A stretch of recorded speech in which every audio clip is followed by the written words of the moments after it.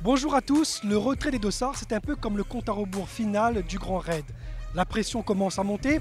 Il faut dire que pour beaucoup, il s'agira de venir à bout des 160 km de la Diagonale des Fous. Pour les deux autres courses, c'est un peu, voire beaucoup moins. Mais en tout cas, c'est ici, près de la mairie de Saint-Pierre, que la fête commence pour tout le monde. Et c'est par la traditionnelle remise des dossards que les 5000 concurrents du Grand Raid entrent à plein pied dans ce qui est une compétition pour seulement quelques-uns, les élites, mais une aventure à revivre ou à découvrir pour la plupart. Ah oui, une découverte, on vient pendant 15 jours pour découvrir la Réunion, quoi. J'adore venir ici, cette année-ci je suis venu en rando avec ma femme, je suis à 5 jours. Je reviens pour le Grand Raid, l'année prochaine je reviendrai certainement encore 2-3 fois pour me préparer le Grand Raid, si ça se passe bien cette année-ci, on verra. C'est un moment de plaisir parce que ça y est, on est vraiment dedans. On va aller chercher son sésame pour démarrer la course.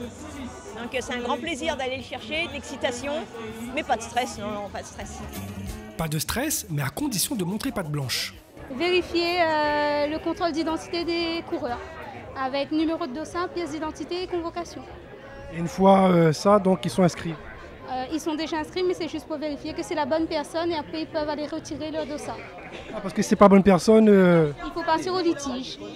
Voilà, service litige de l'autre côté. Et on ne laisse pas passer. Du côté des organisateurs, c'est aussi la grande rentrée. La présentation de la manifestation et les dernières infos sont dispensées à la presse venue des 4 coins de la planète. Ça y est, c'est parti. C'est parti depuis ce matin 8h, puisque ça a été le début de la remise des dossards pour les compétiteurs qui feront la Diagonale des Fous. C'est un départ qui est important parce que maintenant l'engrenage est mis en place et jusqu'à dimanche après-midi, dimanche soir, tout va se dérouler normalement. Si pour la plupart des raiders, le challenge c'est de terminer la course, pour d'autres, le défi est bien ailleurs. On ne lutte pas contre la montre, mais contre d'autres coureurs qui parfois sont coriaces. D'ailleurs, l'édition 2015 nous a gratifié de quelques belles batailles. Après l'abandon à mi-parcours du leader de l'UTWT, Gediminas Grinius, l'édition précédente du Grand Raid avait tenu toutes ses promesses avec un duel entre le Réunionnais Freddy Thévenin et Antoine Guillon qui, après 9 participations et 5 podiums, voyait enfin arriver la victoire tant attendue. Si les deux hommes ont fait route commune jusqu'à Sillaos, arrivé dans le cirque de Mafate, le Réunionnais accuse le coup et laisse filer son principal concurrent. Une méforme qui va même lui priver de la seconde place. Pour Antoine Guillon, c'est alors la consécration. Chez les dames, la lutte est encore plus acharnée. 2 petites minutes seulement séparent Nuria Picasse d'Émilie Lecomte à l'arrivée. Un écart insignifiant quand on a passé plus de 28 heures et 14 minutes dans les sentiers.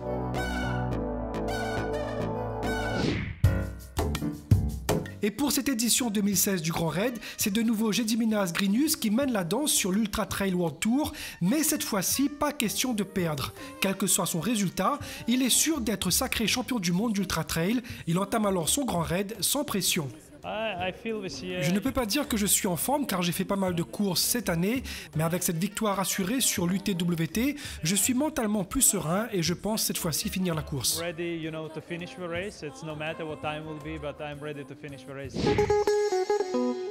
Le Grand Raid, ce n'est pas seulement une course, mais 3. La Diagonale des Fous, 167 km, le Trail de Bourbon, 111 km, et la Mascareigne, un peu moins de 65 km.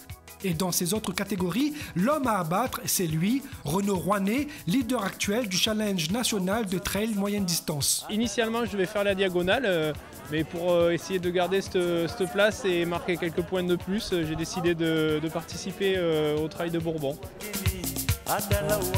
Bonjour monsieur, ça va? Bonjour, ça va bien. Première course? Première course à La Réunion. Vous venez d'où? Je viens de Bretagne, à côté de Vannes. D'accord, ok. Il fait même température qu'ici en fait. On a eu un super bel été et depuis une dizaine de jours il fait un peu plus froid mais on n'est pas trop dépaysé. Alors on se sent comment là? On attend quoi de cette manifestation, de cette course? Bah là on est super impatient parce que ça fait quand même quelques mois qu'on s'entraîne et là on commence à voir le bout du tunnel. Alors on est impatient, je dirais pas d'en découdre, mais de pouvoir courir dans des paysages aussi magnifiques. Vous avez vu, pendant que je vous interviewais, il y a des gens qui vous ont doublé. Ça commence bien. Oui.